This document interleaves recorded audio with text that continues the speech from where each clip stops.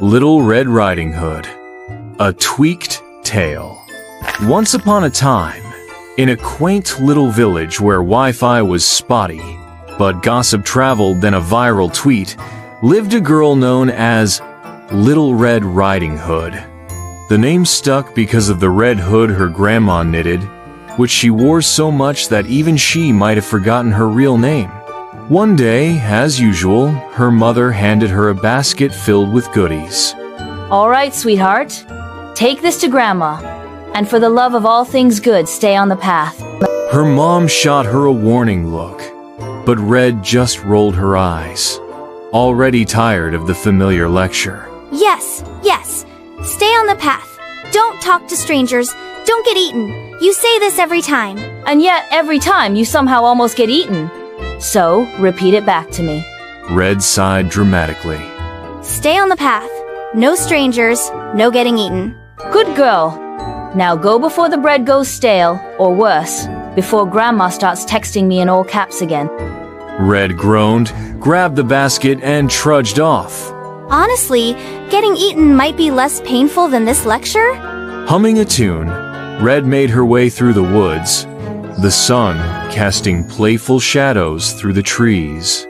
Birds chirped, leaves rustled, and everything felt almost peaceful until a charming but undeniably sketchy wolf sauntered onto the path, blocking her way.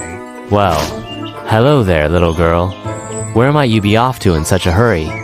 Red stopped, gripping the basket a little tighter as she eyed the wolf up and down. Okay, first off, stranger danger. Second, are you seriously trying to start a conversation with "Hello there, little girl"? Super creepy. The wolf blinked, then cleared his throat. My apologies. Let me rephrase. Hello, wise and powerful traveler of the woods. That's more like it. And if you must know, I'm visiting my grandma. She lives past that clearing. The wolf's ears perked up. Fascinating. You know, there's a shortcut through those dark, ominous, definitely not dangerous trees. No reason, just saying. Red scoffed, crossing her arms. Uh-huh. Nice try, Furball. I'm staying on the path. The wolf let out a dramatic sigh as she walked off. Kids these days. No sense of adventure. Then, with a flick of his tail, he bolted through the woods, determined to get there first. Grandma had just settled in with a steaming cup of tea, savoring the quiet when a knock echoed through the cottage. Who's there? You better not be another talking wolf. A pause. Then, an unconvincing voice called out, Pizza delivery.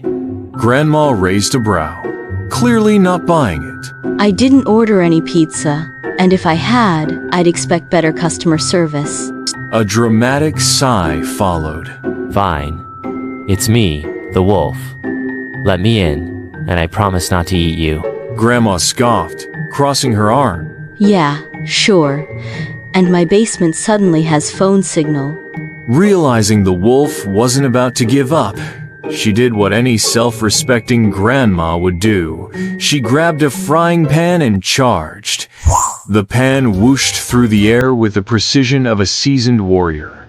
The wolf dodged, barely, knocking over a chair in the process. Scrambling on all fours, he bolted, Grandma hot on his heels, swinging wildly. The cottage fell into tense silence. The wolf, wide-eyed and breathless, had barely squeezed under the bed, his bushy tail twitching from beneath the quilt. Across the room, Grandma peered through the crack of the closet door, gripping the handle with one hand and a rolling pin with the other. She wasn't scared, just waiting for the right moment.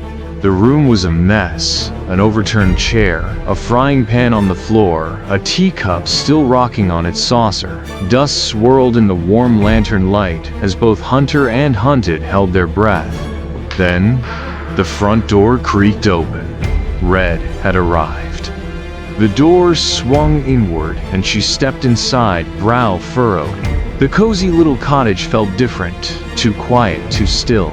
Red narrowed her eyes. Grandma? You okay? I saw some weird paw prints outside. Oh, yes, dear. Just a slight cold.